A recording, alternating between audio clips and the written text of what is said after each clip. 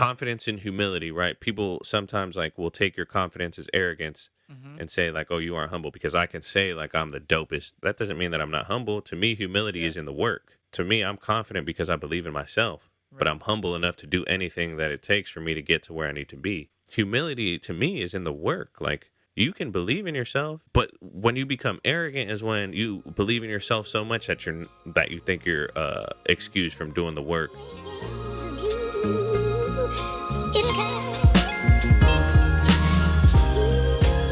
What's up, everybody? Thank you for tuning in to Just F and Go podcast. I am Charlie Herrera-Villar, and I'm with Sam Jimenez. And you can check us out on all platforms, all major platforms. So that's Spotify, Apple Podcasts, Stitcher, YouTube, and Instagram. So that's probably how you're watching this right now anyway. So, yeah, make sure you guys hit the like, hit the subscribe button, share this if you find these topics helpful and that somebody else might enjoy listening to.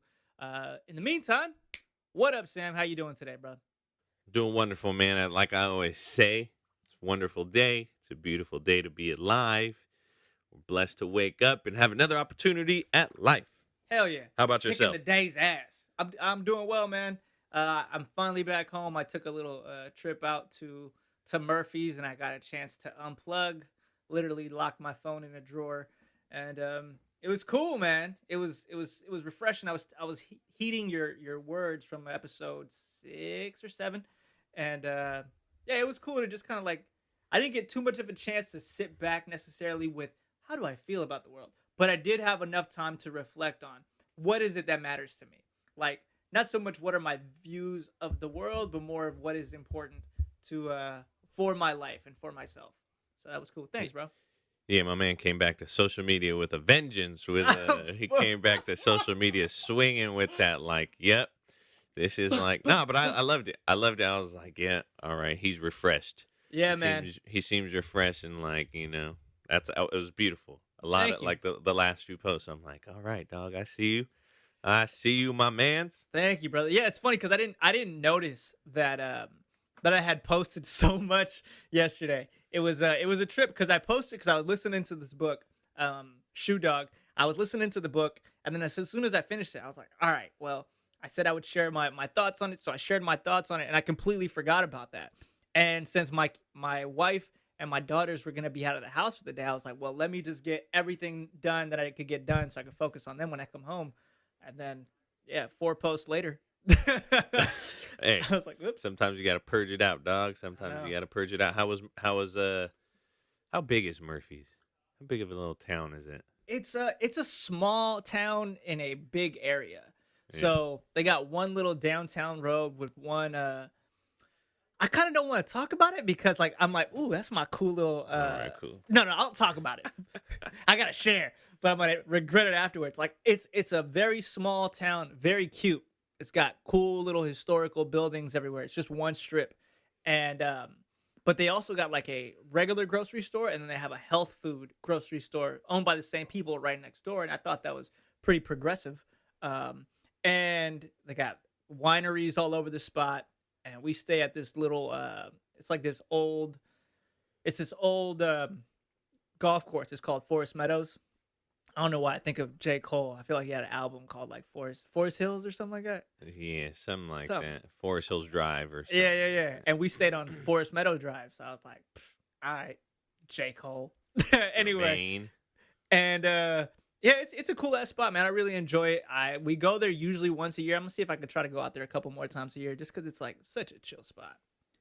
Word. Surprisingly, it wasn't as smoky as it is out here in the Bay, even though you're surrounded by trees. It's just like trees all over the place. So that's the scariest part about it. But Yeah, the air quality has been something else. Hayward hasn't actually been that bad. There was like one bad day, but I think a lot more of the fires right now are happening south of us.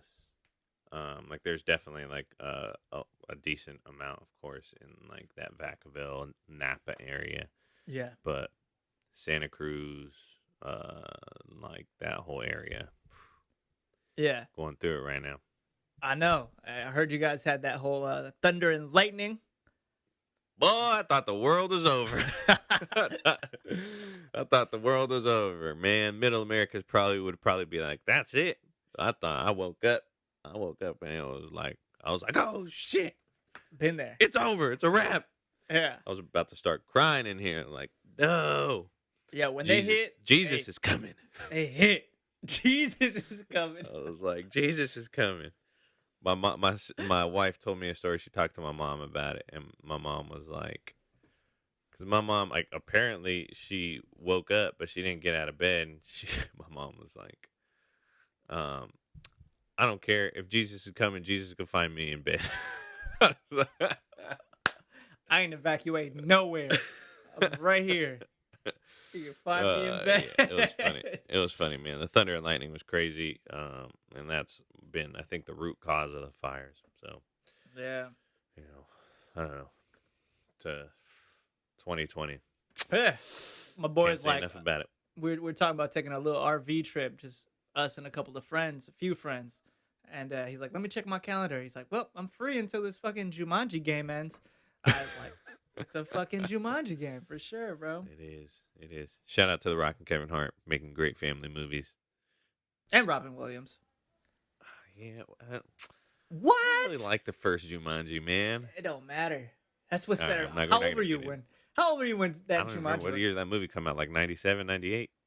I would say probably like 97, 98. Yeah, so if it was 97, I was 7 years old. Yeah. Okay. Okay. Yeah. I was 10. I was a little bit more seasoned by that time. I appreciated the art Yeah, I of was like, Jumanji. whatever. Anyways, what do we got? What do we got this week, Charlie? Today we want to find out a little bit more about our journey and what makes us ticks. What makes us tick a little bit more. And mostly I want to find out about you and why you do what you do. So people probably don't know this, but you and I have never officially met. Never officially met. Yeah, and so when I talk to people like, oh, how'd you hook up with Sam? Blah blah blah. I'm like, I hooked up through Instagram and through his wife, really, and Yeah. and it's been kind of cool because we've been able to ride a pretty cool wavelength, right? Of just saying, all right, we're 100%. kind of clicking on these things, and so I thought that to me that's a testament to social media for me. Because I'm not big on the social media game, and I didn't know of it too much. I thought it was more of a vanity thing of how social media could work.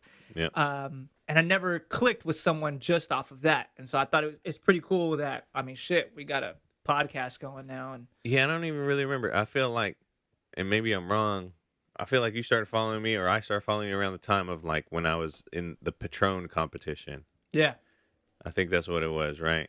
yep. And I did a competition for Patron Margarita of the Year in 2019. I was one of 8 representatives from around the world. I represented the Bay Area against Miami, New York, Chicago, Rome, Calgary, Guadalajara, and Hong Kong. And like it was like a little it was a major competition, but a lot of like social media aspects to it. And obviously you and my wife go back a long time, and I think that's just how the connection was made.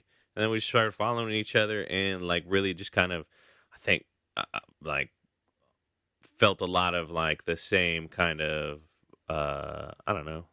I think a lot of the similar values, but also just a similar like approach to the world in some senses. Obviously there are like differences, but for the most part, it was just like, all right, like, oh, I'm fucking with like, what he's saying, right? Mm-hmm. No, I completely agree. And I thought that was, I think that's just really cool just because I've never experienced that before, but I've seen other people talk about that they've had friends from that just social media. So I'm like, all right, that's fucking tight. So It ain't just social media at this point, though. Not now, dog. Nah. You know what I'm saying? We got a podcast, and it's a socially distanced podcast for now. But at some point that'll change a little bit. For sure, for sure. So you mentioned a couple of things of like the Patron competitions that you were in, and to me that was pretty sick because I was like, yo, here's this cat in an industry that I mean I kind of flirted with the industry as in I worked for a restaurant that happened to have a bar, so I bartended, but I never did the flaring thing, and I don't even know if you're a flarer or anything else like that. Nah, I mean I yeah. got some tricks up my sleeve, but Sure. No, but you're about the drinks. You're about the mixology and the cocktails. And when I saw your presence on social media really taking off and what you were doing, I'm like, yo, this cat's energy is pretty dope. Your confidence level seems hella high, and you're you're just pretty self assured, and it seems like you're vouched for. It's not just like your own self assurance. Like people can validate that, yo, this cat is bringing Yeah. the heat with these things. So talk about a little bit about that. How did you build that confidence to get there, and how long have you been in the game prior to going through those competitions? Um, like my first major competition, not I guess not major. Well, my first actual cocktail competition was maybe like a year and a half into actually bartending, so it wasn't long. Um, but in terms of like confidence behind the bar, I think it's just I will say I haven't always been necessarily confident, right? I think I've always played confident. I've always like hyped myself up to be like that in front of other people, but it's not something that I always felt within myself. I think it's a big part of it is just like I had just a few major moments in my life that really impacted me in a way of like, who do you want to be and what are you going to do, right? What do you, and not necessarily a singular thing. What do you want to do for the rest of your life, right? Because I don't necessarily believe in that. Like you have to do one thing for the rest of your life, as to some degree what we're taught in school. Like, what do you want to be when you grow up? We got to limit it to like one thing: a doctor, a nurse, a firefighter, a teacher, right? Hmm. Um, so I think there was just moments in my life, maybe about 5, 6 years ago, that was just like led to me questioning, like, all right, what are you about? You know, what are you about? What is it that you really want out of this world and out of yourself? And a lot of the confidence just came from letting go of what other people expected of me, what other people wanted me to be, and really just figuring out who I am for myself. You know, I grew up in a big Samoan family. You know, I have a big Mexican family as well, but all my dad's family is across or is in Mexico for the most part. I grew up in a big Samoan family, um, and I grew up really close to my parents. And so there's always been like this desire to care for other people, but with that care for other people came like the like worry about how they look at you, where the concern about like how they view you, right? Making sure, especially in Samoan community, like it's so built on like the pillars of Samoa, which means the Samoan way, that it's like you constantly just have to be on point to be who the family needs you to be. And I needed to let go of like everybody's expectations of me in order to truly find myself.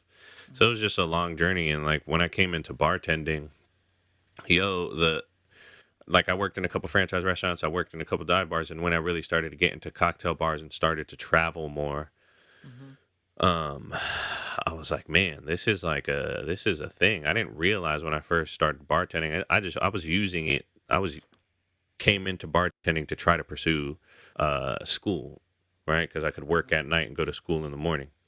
Um, but when I came into it, I saw like, oh man, there's so much more potential here for growth. Yeah. And then I started to really come into my own because it was something, bartending was something to me that didn't involve anybody else that I had been around in my life, right? Mm. None of the homies, none of my family. As soon as I started traveling and I started going to Toronto, New York, Chicago, Louisville, Kentucky, Guadalajara by myself, as soon as I started doing these things, I started building an identity for myself Yeah. that wasn't attached to my neighborhood, that wasn't attached to my family, that wasn't attached to, the homies. And it was like, all right, really started to figure. I was traveling alone a lot, Yeah. and I started to figure out like, all right, like this is who I am, and this is what people are responding to. Like there's something genuine about that. So let me just continue to figure that out and double down on like who you are. And every shift, every day was just a new practice in like, all right, I'm the dopest motherfucker out here because I am the dopest motherfucker out here. Not that anybody else isn't dope, Yeah. but just because like I'm like the dopest to me. Right. And I think that's an important part to get to for anybody is just confidence and humility, right? People sometimes like will take your confidence as arrogance Hmm. and say like, "Oh, you are humble," because I can say like I'm the dopest. I'm the dopest. Like that doesn't mean that I'm not humble. To me, humility Yeah. is in the work. Right. Like Right. to me, I'm confident because I believe in myself, but Right. I'm humble enough to do anything that it takes for me to get to where I need to be. Like Hmm. I think sometimes people look at humility as like, "Oh, in order to be humble, you gotta not believe in yourself to some degree, Right. or not Oh, say yeah. like you're good at something." And I'm like, no, bro, that's not humility. To me, is in the work. Like you can believe in yourself, but when you become arrogant is when you believe in yourself so much that that you think you're excused from doing the work in terms of like whatever it is. As a barber, if you think you're so good that you can stop getting better, you stop having things to learn, right? Right. Or you can treat people like shit. No, Right. to me, that's arrogance. Hmm. If I'm confident in myself and I say, yeah, yeah, I got the juice, but Hmm. I'm also the nicest person to Hmm. the everybody that walks through the doors. I'm also constantly trying to learn. I'm also constantly trying to find ways to grow. Hmm. To me, that's true humility. You know what I'm saying? So I don't know. That was a little bit of a long-winded answer for you, No, but that's good. that's It reminded me of that. There's one of my favorite lines that Kendrick Lamar says is, "Why should I fake humble just because your ass is insecure?" And I feel like I've listened to that line over and over just because I'm like, there is a time that you have a struggle of trying to be confident and knowing who you are, right, and having a little bit of the ego to protect you from any self doubt that you also have. mhm. And then there's people that want to say like, talk about ego or trying to make you be more humble to their definition of humility. Yeah, When and you're just putting in work, man. Like and some people can't match that hustle, right? Some people can't match the work ethic that you might have, and so they might think that okay, you're a little too cocky on what you're doing or whatnot. I've seen that yeah. I'm happen to a few I'm homies. gonna see because like then I think about it. I'm like every time when you just said that, I was like I think of a Kanye line, but then Kanye is probably the worst person to talk about humility and arrogance and confidence about. But Kind then of. I'm like, but college dropout Kanye was like, y'all can't match my hustle. You can't Hmm. fathom my love, dude. Like you know what I'm Hmm. saying? I'm like, to me, I'm like, But do you think some of that is that I mean we don't know Kanye, right? yeah, Like, and we only take snippets of what he's being told. So like I there's a not a love hate relationship with I don't hate Kanye at all. I yeah, know that I don't understand that I don't get to see all the Kanye. I yeah, recognize that part, and I recognize that there's a lot of what he's done that has influenced my life. Um, so I could guarantee you that there's people that are just kind of like trying to chop him down at all times, yeah, and there's still people that say, Kanye is hard. You gotta talk to him. You gotta get to know him a little bit more, and we don't have that access. So yeah, I mean, we're just getting that one perspective of him. hundred You said percent. a couple of things on that on your response. One, growing up in those two big, not only two big families, but two big cultures that are very one family focused, and two, it's almost like a I don't want to say because I don't know too much about the Samoan culture, but from what it seems is that there's almost this pressure of like bring it, bring the game, bring the heat, but also very much respectful and humility in that. I've seen that in that culture a lot, where it's uh, even with like the haka, when the haka is going and all that, you see that fiery Yeah, enthusiasm, but then you know how much maternal respect there is and so much other stuff there and in touch with the land. So I imagine you've been able to absorb a lot of the confidence from those two cultures that teaches you that. And at the same time, when you said you started kind of trying to go towards bartending and you started distancing yourself, how how was that for you? Because it's like it was giving you a freedom to be self secure and say that you're doing something that nobody else in your circle has really done in your neighborhood or anything. And at the same time, you're also distancing yourself from that which also brought you confidence to begin with. How were you able to was yeah, I guess connect those two. Y- yeah. Well, I think you know I would say that growing up, I was much more attached to Samoan culture than like Mexican culture. But that's so much just because like most of my family here is Samoan, so I grew up more so with that side. Um, and in Samoan culture, in a lot of island cultures, right? A lot of Pacific Island cultures, everything is built on like respect and humility, right? Respect for your elders. The youngest, like when you're a kid, you're expected to do a lot of work. You're expected to provide, or serve your elders, not necessarily provide, but serve the elders. So I think what you see at times is younger folks, especially in the diaspora, when you're raised off island, act out in different ways because at home you have to be like kids, like children don't speak unless you're spoken to, right? You have to get your ass beat for a lot of things, but Yeah. I don't know if necessarily like Samoan culture gave me confidence as much as like both cultures gave me that understanding that everything is everything takes work, right? Hmm. Even Hmm. if you don't want to view it as work, everything that you do in life takes service, right? It's a common like stereotype that like Mexicans are super hardworking, right? So Hmm. I definitely got that. My pops was that way, and I saw that from him. Hmm. But also, I saw the way my mom treated people. I saw the way like she treated her elders, her aunts, her uncles, and I saw the way my culture interacted with that. There are like some problematic things to it, but there's not necessarily a lot of confidence built in it.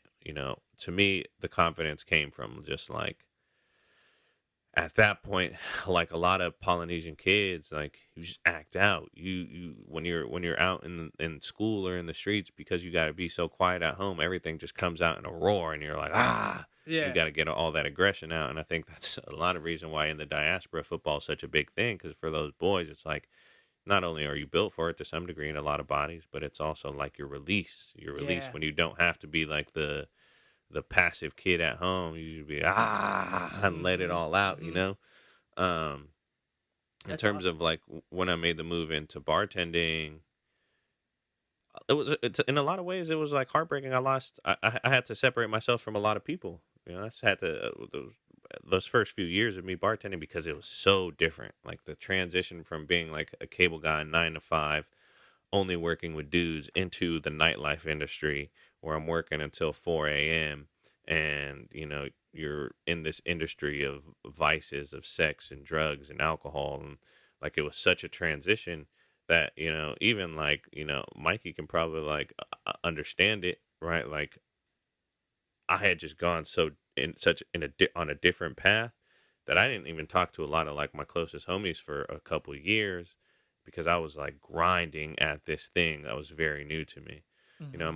My parents hated it. My parents hated it. My mom and dad super Christian and like they're like, "Oh, you're like bartending, you're at bars every night, you're always out, you come home at 4 in the morning." Hmm. Obviously like my wife, it was such a transition for her to understand, Yeah. um because it was so different. We had already had 2 kids when I first started bartending. It was just a weird transition, and it took a lot of there's a lot of struggles and a lot of just me being in my head and having to say, there's something here, and like I love all you guys. I love because there's a lot of people that were like, bro, what are you doing?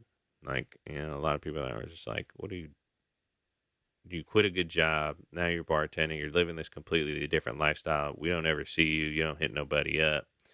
You know what I'm saying? What are you doing? And I was just kind of like, like there's something here. I love y'all. I know no, like I know you guys don't see it right now, but there's something here, and like I gotta stick to that for right now. So that does lead me to a few of the questions that I got for you too. Because let's talk about that leap going in there. You talked about it on the last episode about how Crenshaw kind of inspired you. What was it about not just the album, but also like you're saying, right? Those are two different industries that you're in. One is a secure job. I'm not sure if there's benefits in it or not, or 401ks or stuff. But obviously, there's really none of that shit Definitely coming. was great benefits, great Yeah, 401k. and there's none of that. At least not in my experience for the food and beverage industry. Unless you're really really high up there, then you start getting that. But how was that conversation? And you said you had. So I guess it's gonna be a 3-part question. How was the move or the inspiration of Crenshaw for you to leave something so certain? And then how was the conversation between you and your wife when you had to kind of explain your decision? Yeah, well, there wasn't really an immediate transition into bartending. And as much as I've said, like, oh, Crenshaw was a big part of it, it was just that moment in my life. Crenshaw came out in 2013. It was kind of the soundtrack of my 2014 life. I quit my job at Comcast at the end of 2014. Um, and so it was just a pivotal year for me. 2014 was a year I had went back to school. I was doing really well in school, and I hadn't like been in college at all for the 6 years after I graduated high school in 2008 from 2014, right? So just went back to school. I had Crenshaw was released. I had like, even though I knew Nip, like I just started to dive into like not just a message of Crenshaw, but like all of the interviews surrounding Crenshaw's release. And then I also read The Alchemist for the first time by Paulo Coelho, and like The Alchemist combined with like Crenshaw and like what Nipsey was saying about the Crenshaw release, because that came after like a couple of years off for Nip, Hmm. where he didn't really release a ton of music, and he was like fighting some charges, and going through his own like street stuff. And he was talking a lot about how he wasn't necessarily happy in his life, and he needed to figure out ways to like make something else happen for him, right? And obviously, like for people that haven't read The Alchemist, I'm not going to spoil it for you. I think everybody should read it. It's a great book and it's a short read, but it's about a journey of like you think you want something and then you go after it, and the journey changes. You go down different paths, and like you got to kind of adjust and adapt, but you also have to be very in tune with what you're putting out into the world, and what you're allowing for the world to give to you. So those two things combined with like going back to school, and like I was working 50 hours a week. I had two kids. I was taking like 15 units at the time, and I had a 4.0 GPA for like 3 straight semesters. And I was like, man, like there's something more for me to do, and I just didn't know what it was. And like the conversation around like me quitting my job, there wasn't really a conversation. I just kind of decided. And my wife is a writer, so like she didn't fight it too much. Like there was a little bit of a conversation. I was like, I don't think I'm feeling this, and she was like, if you're not feeling it, then what are you gonna do? And I was like, I think I'm gonna quit. And we went to Mexico for my pop's birthday. We spent a week out there for his birthday in Guadalajara with the family. Um, and when I came back, this is I think October, maybe like November 2014. When we came back, I put in my 2 weeks, and that was it. And I had no plan. I had no plan, and I did something that I regret very much. Now, I regret it. I took all of the money out of my 401k, out of the 6 years of like saving that 401k, which like Comcast matched up to 10%. Hmm. So I had put in 10% for 6 years. Comcast matched that, and I took out my 401k. Um, oh, shit. I took out my 401k, and decided I was going to figure it out. I didn't know exactly what I was going to do, but I knew it was something else. I wasn't sure, and I was off for like 2 or 3 months, and obviously I had like money in the bank, so it wasn't like like a worry of money, um, and that bought me time to like decide what to do. And I had a person that really is still like a mentor for me in a lot of ways. Was like, well, if you really want to pursue school, I was writing a lot at the time, doing some literary journalism stuff. And she was like, if you really want to pursue school, then like, why don't you think about bartending? Like, you can work at night and go to school in the morning, and work that schedule out that way. And I was like, cool. Looked into what it like what it took to bartend. I wasn't really a big drinker at the time. Um, there was a bartending school in San Leandro. Signed up, went to bartending school, learned a few things, came out of it, and just like I do, just hit the grind and went to a bunch of restaurants and turning applications. They were like, "Do you have any experience?" I was like, "No, not really, but just give me a shot." And one of them gave me a shot, and just ever since then, is the trajectory was like the growth trajectory was like super steep, Hmm. for those first couple years where You know, from the moment I started bartending to maybe like year two, I had already like won competitions. I had run a couple bars in the Bay Area because I was in it, man. I wanted to be the best at the time. I wanted to figure out who's the best bartender in the world and how do I slap the shit out of him. Nah, Like not physically, but just how do I yeah, come in here and be like, all right, I'm gonna fuck this whole thing up.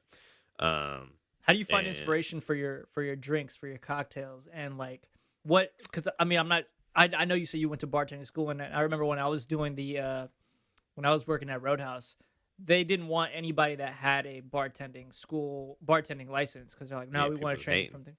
Yeah, Yeah, And so I've always had like a mixed idea on how that goes, but I'm like, yo, if you have a bartending school is school, trash. yeah, Yeah, nobody go to bartending school. It's trash. Unless I started bartending school, there then you I'd be like, go. come to my bartending school, done. I'll put you up on game. Yeah. I'll make sure you have job placement things. So how do Uh, you go to create your own cocktails and mixes? Inspiration to me just comes from different things. You know, sometimes you taste something, you're like, oh, I think that will go good with this, and as you get more creative and taste more things, I just say taste as much as you can, taste and smell. Go to the farmers market and try to smell as much shit as you can, and try not literal shit, but I'm just try like, to that's smell. possible in some at Just some just spots. just try to smell like as many fruits and spices and vegetables and like any inspiration that you can, flowers, and feel like internalize that, right? But my true inspiration for like uh beverage just comes from music.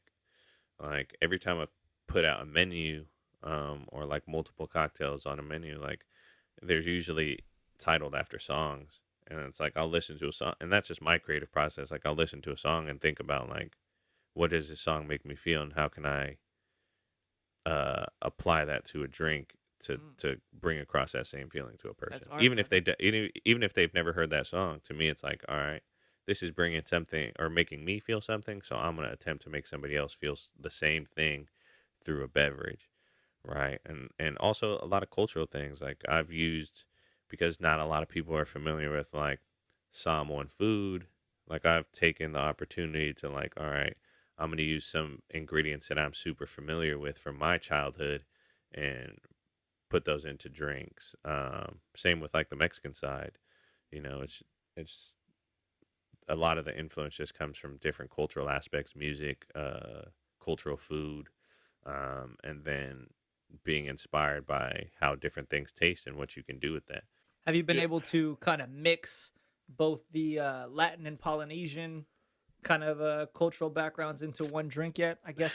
Yeah. Yeah, to some degree. I mean that drink for Patron's competition was like told the story of the four corners of the Pacific, and you know, like the four corners to me was like there's an Asian corner of the Pacific, there's the like Pacific Islands, there's Latin America, and then there's California, right? And all four of those have had an influence on my life to some degree, right? Because when you track migration, um, Polynesian or Pacific Island people really were came through like Asia, right, Hmm. and Thailand and the Philippines. That's like where they track migration from, like 10,000 years ago.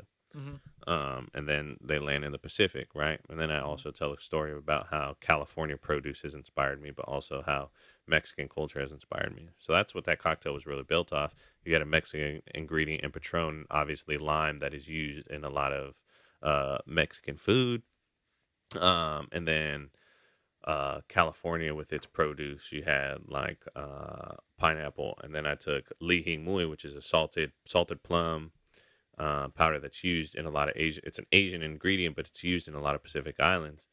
Hmm. Took that as like, all right, we're gonna add some lihing to this and like make a dynamic cocktail in that way. That's tight. Did you present it with music of your choice, or how did that go? That competition was it wasn't like a singular competition. So the way that competition went was like they flew us all to Mexico. We had like this photo shoot for our cocktails, photo shoot and video shoot for all of our social media content and cocktails. Um, and that was in February 2019. And then the competition kicked off. No, that was in January 2019. The competition kicked off in February. And it was like a social media competition, but also it was like a worldwide competition. Like Patron put out a ton of content to get people to vote for like which one their favorite margarita was, right? And Hmm. then the end competition was like the finale, which was back at the Patron Hacienda in Jalisco, beautiful space. And we all had to basically we all had our little section for this big ass party and made our cocktails for the night, and then they announced the winner. Your boy got ripped off, but it's all good. Ah, damn. Nah, not really. I always say the Russians did it, bruh. Hong Kong won, but they won. Hong Kong won by a landslide. No But also, shit. like the numbers were kind of. I don't know. I'm not gonna get into it. But I did come in first. I came first place in the Americas. I was the top. I That's came sick. in. I came in Congrats. second. But I was leading for like most of that 2 months. I was in like first for most of that 2 months, and then something happened, and I was like, the Russians. It's the Russians. They did it. They mix your tequila with vodka. They were like, Fuck "No, this we're guy. gonna rig this little competition here." But Hey, it's so cool. this next question we might cut out because it's a question on preference. Like I hear that Yeah. Patron is pretty shit when it comes to tequila, so that's why I'm like I don't know about this one. If you want to answer on there, but what what is your favorite type of tequila? And yeah, I guess. What is my favorite tequila? I love agave spirits in general, right? So here's one thing I will say about Patron, right? Um, Patron gets a bad rap in a lot of the agave community, but they do a lot of the things the right way. When you talk about agave production, there's a few different ways of producing agave, and there's a lot of tequilas out there, and I'm not going to get too nerdy in it, like that are produced with diffusers, what they call diffusers.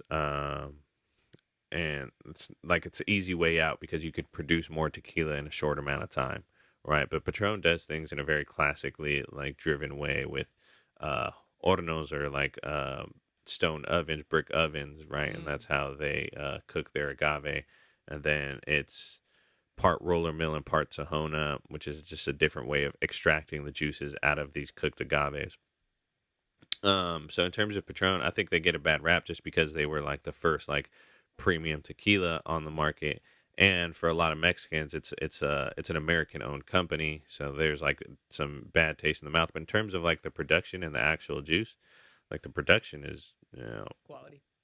quality production, and then the actual juice, like sure there's always going to be preferences and people are going to be make tequila for different palates. Like Patron is a premium tequila, so you got to understand that they're making a product that they're trying to sell to a mass audience, right? So it's not going to have the same flavor characteristics as some of your really like smaller production tequilas that are really classically like produced with a very classic style, a very traditional style.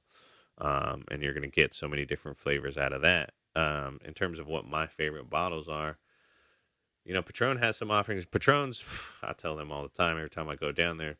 Their Tahona 110 straight off the still is like to me is if they bottle that, that should be tasty as fuck. But they don't. They use it in a blend. And so like I've tasted juice straight off of their stills, and that shit is tasty. But Fortaleza I think makes good products. And definitely are like a bunch of bartenders' favorite tequilas. I think um, Tapatio tequila is like one of my favorites, especially at the price that you can get it at in most liquor stores. But it's not a sexy bottle, so people aren't gonna like. It's not a Clase Azul bottle or Don Julio Hmm. 1942 bottle. Hmm. People want the image, but when you actually taste the juice, it's like, this is tasty. So Yeah, I think those are like two of mine, just Fortaleza and Tapatio. I think they do great work and mm, that's how I feel about super tasty. Colorasi. Nah, Uh, so all right, real quick to just get on the nerdy track for 1 second. When you have like a Crevassier, right, or let's just say a cognac, um, those are kind of barreled for a little bit longer, right? It's like same thing with like a whiskey that's kind of barreled for a while. Um, with tequila, when you were saying that it's kind of a faster process to kind of get out mass distribution, do you see Patron or any other tequila kind of getting to a point where it's looked at the same caliber as a cognac, or are is it there already, or is it still kind of like working its I way think in? it's there to some degree, and I think that's all just like marketing, right? And cognac has a specific relationship with the black community in America, and that dates back for like years, like hundreds of years, I think, because there was like a lot of money poured into that market, but there was also this. I believe in New York at the time there was like this like I don't want to like speak too much on it because I'm not 100% certain about that history. But I know that a lot of Black Americans didn't want to drink American products, so they drank French products, and that is how like that connection was built, right? So I Mm-hmm. think within a lot of urban communities, like cognac is what it is because historically it's just been drank in that community. In terms of actual quality and like how people look at it and why bottles can be priced at those certain points, I think tequila's there. I think you have brands like again like Clase Azul and Don Julio and Patron that have like created marketing campaigns that can really sell at that level. In terms of production, agave spirits, like the actual agave plant, takes the longest to mature to where you can use it for production. So it may not be barrel aged for as long as other spirits, but the actual production process takes way longer, right? Your average agave plant made for tequila, Blue Weber agave, takes anywhere from 5 to 10 years to mature before you can even use it to produce. Whereas other things that you use, grain like wheat or corn, you get that shit in a couple months. Um, grapes, you can get that shit in, within a year. What else is out there? Um, cane, like sugar cane, you can get that shit in a few months. It doesn't take long to grow. Whereas these agave plants, it takes a long time. You plant one, and especially when it comes to mezcal, some of like the really rare wild varietals in mezcal take like 35 years for them to mature to be used for production. So at times you'll see in like when I went to Oaxaca, you'll have young kids who will plant an agave plant. That like their parents, their elders will teach them how to plant, and those will be their plants, and then they won't be able to pick them until they're older. They'll be like 7 years old, and they Talk might about investment. be yeah, it might be 45 before they pick that to use for production. So you grow up with it, you take care of it. That's basically part of your family. A lot of the young folks in Oaxaca will like name their agave plants like and take care of them like that's their That's child, right? crazy. They call baby agave plants like hijuelos, right? Like like that's their child. So they take care of it like that. So to me, agave production is the most like it's the most intimate because you're taking care of this thing for years before you can actually use it to produce some juice. That's a lot more Um, intimate. I had no idea about Super intimate, bro. When I went to Oaxaca for the first time, it was such a spiritual experience, bro. Like the people there and like understanding and learning the process, and then um, seeing the amount of love people put into it and understanding that this has been a practice for years. that. Like mezcal is popping in the market now over like the last 5 years, but before that, ain't nobody was paying attention to that shit, and these people have been doing that for years. Like the like Oaxaca is such an interesting place because it's the state in Mexico where the most dialects are spoken, right? It has the most different languages spoken. So you have like these different cultures and people that were untouched to some degree for a long time. There are a lot of different laws in Oaxaca that there aren't in the rest of Mexico. So I don't know. It was just like the way they produce and the amount of time that like these production methods have been in people's families is like it's Oaxaca's a beautiful place. It's romantic. It's spiritual. It's Oaxaca's probably one of my favorite trips that I've been on through um, alcohol, spirits, and bartending. So Damn. yeah, I I got just think I got people don't understand like that shit. You better like when people are taking shots of tequila, go ahead, do what you got to do what you want, drink alcohol the way you want. But also, bro, there's a lot of love that go into a lot of those bottles, man. There's a lot of like time and energy, and you know, um, Mexicans know how to do it right, man. hey, dude. Thank you for sharing that. I had no idea about any of that. I'm still. I mean, I got a palate to kind of taste the difference between tequila and mezcal, but even mezcal's a little new for me, and I like it. It's a little smoky. It's almost like a Mexican scotch. Um, To I, some degree.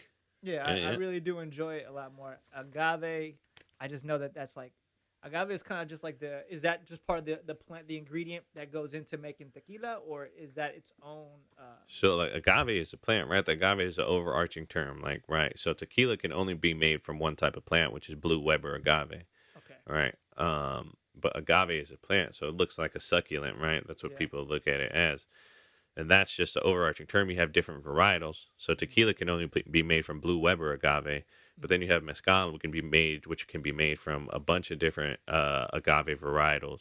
The most common being espadin, but then you have varietals, and they all look very different. Not maybe not very different, but they all look kind of different. You have like espadin, and then you have quiche and madre quiche and jabalí and aroqueño. You have all these different like varietals that are just like different plants, right? You see like a flower. Flower is an overarching term, but then there are different type of flowers, Mm-hmm. right? And agave is the same way. Agave is just an overarching term for the plant, but then there are like differences between all those plants, Yeah. and then what you can use for production. And honestly, like when you see like the work that goes into it, it's dope, man. Like it's I don't know, it's dope. It's romanticized a lot in like the bartender community. A lot of people love agave spirits just because they understand how much work goes into it. Mm. Um, so a lot of people have like agave tattoos, and Oh you'll shit. see bartenders all the time with like different agave tattoos. That's And I'm sick. always like, yeah, it is, but I'm always like, do you really love it like that? Yeah. Like you got an agave tattoo, but do you really love those people like that? You really love Mexico like that, dog? Yeah. That's interesting. So, I mean, I got a couple more questions for you. Um, and that one takes me to another route from where I was gonna the next question I was gonna ask you. Um, because like so when you're talking about bartenders having agave tats, right? I see that was like some barbers have like the razor tattoo and all that. And I mean, I can see why, right? Because having a license for using a razor is what officially makes you a barber and not a Cosmo. But that doesn't mean that every barber does a shave, right? Like, not a lot of barbers do the straight razor shaves. But even if they're not doing straight razor shaves, there's a lot of barbers that do some clean ass work with the razor on, like, defining Yeah. things. So when it comes to you guys, is there do you see bartenders as a career, or is it a job? Is there a way, or do you ever envision that you could have career bartenders that get paid at different pay scales because of the quality of work that they do? Can it be unionized? Would it be unionized? All that. I think you can definitely be a career bartender. I think you can do anything for a career if you figure it out. Like, Mhm. you know, so there definitely are career bartenders. It's a weird time to talk about it now just because so many bars and restaurants are shut down, and the food and beverage industry is going through this major time where it's losing a lot of businesses, and a lot of people are deciding to move out of the industry, right? Mhm. Because there may not be a place for them to go back to work after, right? So it's a weird time to talk about it. The food and beverage industry uh is rooted in a lot of like slavery, right? So in terms of like unionizing, um and like hourly versus salary wages and whatever, and if there's the upward trajectory for being able to pay to get a good amount of money, like people got to understand that tipping culture comes out of like slave culture. There's so while having access to tips, right, is has been beautiful, if a lot of the problems really want to change, or if you want to really positively impact a lot of the issues in terms of like low wages, then there has to be a conversation of like, do we get rid of tipping and just move to like hourly, like higher hourly wages? But then what does that mean for like food and beverage restaurants and bars, businesses that barely skate through on like being able to pay minimum wage because the overhead is so high, right? There's going to be an effect on just small businesses that can't afford to pay higherly wages or higher hourly wages, right? I think it's a complex conversation. I don't think there's a singular right answer currently. It's um I think there would need to be some like transitionary period where you really transition away from tipping in order to really create higher hourly wages. Um, but I think the goals for everybody are different, right? It's dope. It's nice to get to walk out of every shift with $200, $300 in your pocket. You do that shit 5 days a week. That's $1,000 to $1,500 a week. Hmm. Plus, you're getting your hourly pay, and it's different everywhere. Some states have like tipped hourly, so hourly or employees that work tip jobs will get paid like a lower rate than minimum wage. Hmm. Um, but I ain't gonna lie, like tipping is nice. You think, all right, you walk out with $300 off of every shift. 1,500. That's 3,000, 6,000 a month, and then it's not too bad. You can live a lot of places with that. But it's just a matter of how you take care of it, and then in terms of like, can you build a career out of it? I think there are a lot of different career paths. What you've seen in the last 10 years is like a lot of bartenders going on to open their own bars to be business owners, right? And some of them still will be behind the bar of their own bars, or some of them will try to scale up and own multiple bars. So I think there's definitely that career path, and there's also the opportunity to jump into brand work, whether it be through distribution for different distribution companies or directly for brands like a Patron, like a Bacardi, like a Hennessy, right? There are a bunch of opportunities to stay within food and beverage if you know how to hustle correctly. It's just a matter of what you got in you and how much you want to push yourself. But it's hard to say because right now it's going through a facelift, and who the fuck knows what it looks like on the other side of this for the Yeah. food and beverage industry and for bartenders.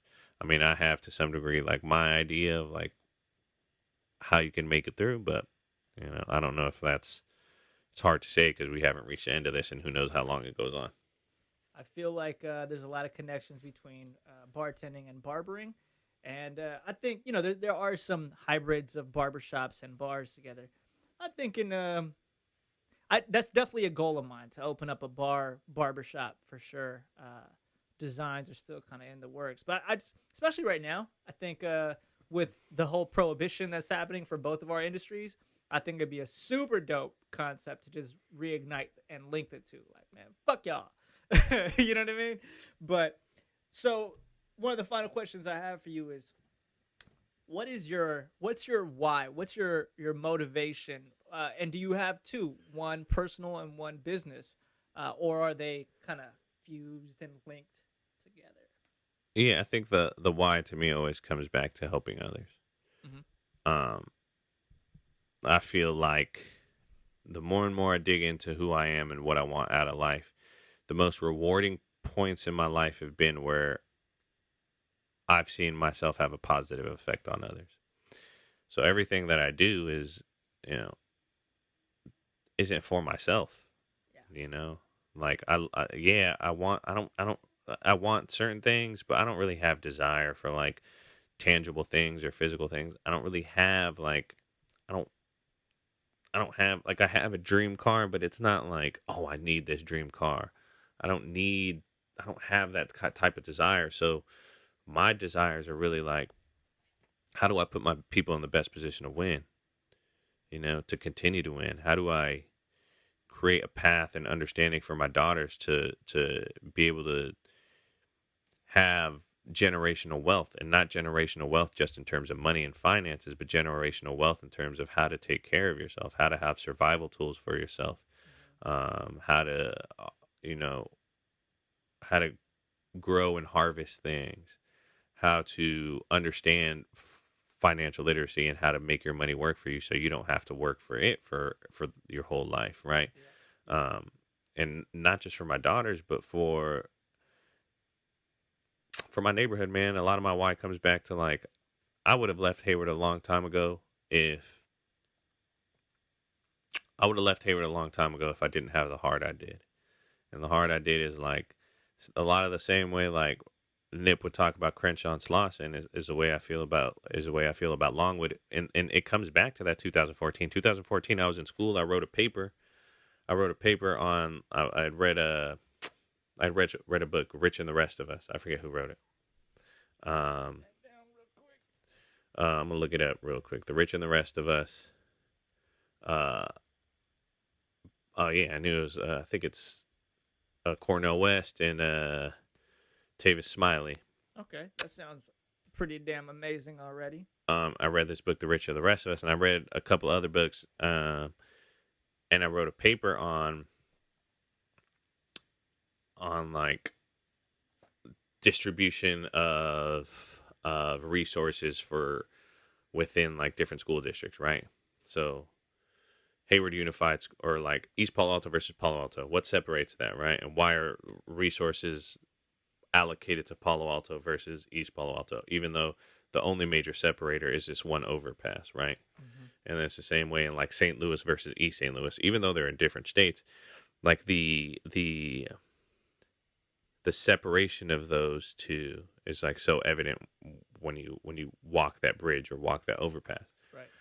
right? And when I was doing research for this paper, I didn't know this at the time, but um I realized that like Longwood Elementary, the school that I grew up at and where I grew up, the neighborhood that I grew up in, was in the bottom 1% or bottom 1% performing schools in the state of California. Hmm.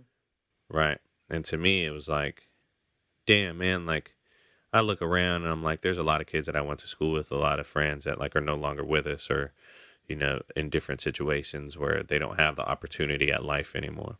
And I look at the amount of talent that came out or that we had in the neighborhood, whether it be music or uh, athletics or just, just people that really like had a will for life. Um, and how many of them don't have that opportunity anymore.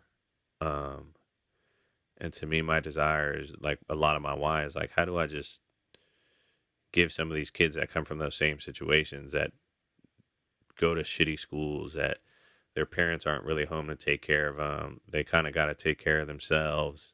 Um, there aren't necessarily always positive influences around. How do I try to build something to hopefully impact my neighborhood in a positive way so that I can leave it and build other shit, Yeah. And that's really my why. What everything comes back to is how can I positively impact people's lives because I just feel like I'm gonna get mine no matter what. Like I'm gonna be good. Like I'm gonna be cool because I know how to be good. I know how to get what I need to get to survive. So now that I have that down, how do I bring other people to that? How do I teach people how to fish? Um, yeah, So that's the why. on what you said about you're gonna be all right, you can handle it. You seem like a pretty motivated person, uh, and I'm sure you have your times when you get down. I know we've been on the phone or text a couple of times. You're like, feeling in a rut or all Yeah. that. How? What are things that you know that kind of trigger those things for you, and how do you work past it? Um, what are things that trigger him? I don't know if I know 100% what triggers it all the time. I just have a heart, man. I have a big heart. It's one thing I realized about myself. I have such a big heart. I feel a lot of things, even as much as I may want to run away from 'em, as like a man, as like nah, I gotta stay tough. I feel things, man. I just feel for people. I see certain things in the street, or I see people say certain things. I just like I feel bad because one of it is like part of it is like I've been there before. I know what that is. Mm-hmm. I know why you're saying that and I know why you're feeling that because, you know, you're in a situation where you feel helpless, right? Um so that stuff gets me down all the time in terms of like ruts when I'm not taking the best care of myself is like what gets me there. And like I'm a person that's just gonna constantly go, go, go, go, go and I need somebody to step in and tell me to stop every now and then. Um and like there's been a lot of growth in that and being able to do that for myself, but it's still a habit that I get into. When you got so much going on, it's just like, where do I find the time to meditate? Where do I find the time to work Yeah. out? Where do I find the time to make sure I'm getting a good meal in? And I could fall off of that train for a couple days, maybe a week, and I need to remind myself, slow the fuck down, So the get your mind right. meditation and the kind of like the break, the catching of the breath in the moment is what kind of keeps you at that same pace, I imagine. Yeah, I think that, like, when I feel the best about myself and the best about everything that I'm doing and what I'm working towards are the days where I'm like steadfast. Like, I'm gonna meditate, I'm gonna work out, I'm gonna make sure I take my vitamins and eat a good meal, and then go on with the rest of my day. But then there's some days where it's like that's not because of the capitalist society that we live in. You just got to get straight to it. I don't like those days, and some days those days lead to more days like that. But yeah, it's growth is a constant battle. So, you Yeah, get better as time goes. But I like it. that's what it is, brother. Well, thank you, Sam. Woo. I appreciate you, man. I appreciate your energy. I appreciate the hustle, the grind that you have, and the outlook, the mix of both grind and taking care of yourself mentally, and the And ambition physically, dog. and physically, and the ambition and spirituality that you have. So I do appreciate those things about that cool mixology that you have going on within you. Oh, look at that! Look at you, dog. I Got see you now. all I that back see here. you. You see how I knotted that up? Word. So once again, Sam, I definitely want to thank you for just getting to peep into your mindset a little bit more and into your aura. Thanks, Charlie. No, I really do appreciate it, man. I do appreciate you for putting this podcast together in the first place, hitting me up and linking me, man. I feel like this has given me a lot of purpose in these past few days, especially during this pandemic that we're going through. I don't know what the hell I'd be doing. I mean, I can imagine what I would be doing, but this has definitely been a great avenue for me to express myself, and also just some of the people that I cut that don't get a chance to go to a barbershop anymore. They're able to listen to this, and that's a lot of thanks to your hard work of just coming together and thinking about something like this. So Oh yeah, appreciate you, bro. all three of us, man. All three of us. It wouldn't be possible without the whole three piece, man. For sure, for sure. Miggy, thank you for all your work as well. So this is going to conclude this part of the podcast. Thank you, everybody, for listening in. If you're listening on Spotify, Apple Podcasts, YouTube, Stitcher, appreciate y'all. If you're not listening to it on there, do so. Hit the like, hit the subscribe, and I'll try not to blow you guys up on Instagram too much more on my random posts. But appreciate y'all, man. We'll see you guys next week. Stay tuned for part 2.